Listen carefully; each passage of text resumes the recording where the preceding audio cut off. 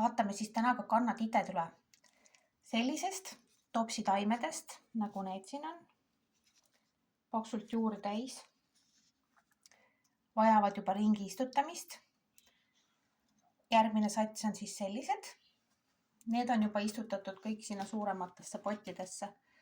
Ja juba on näha, et need on ka siin kõik täis kasvatanud enda juuri. Nii et nad vajavad uuesti istutamist. Mina küll lootsin, et need rohkem ei vaja, et ma saan need tõsta juba suvel õue ja siis seal panna suuremasse potti. Aga juba on kohe näha, et need seemnest kasvanud on nii pirakad, et vaja ikkagi palju kiiremini ümber istutada. Seega kõik need, millel on juba juured ilusti all, siis ei pea muretsema tema pärast, sellepärast, et ta võtab ise juua. Andke talle alt juua ja nendele samamoodi, et ei pea pealt kastma. Kui te kardate, et äkki ta saab liiga palju vett ja võib mädanema minna, siis andke vesi alt.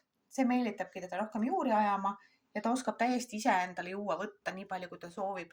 Muidugi lihtsalt ei ole mõtet seda vett nagu liiga palju panna. Panete nii palju siia alla, et jääb umbes sõrm ja vee alla, ütleme sentimeeter. Ja ta võtab täiesti ise selle vee ära.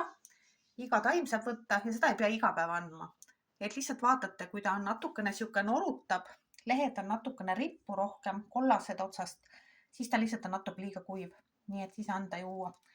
Ja mina lähen siis jälle ümber istutama. Nii et sellised nad siis on.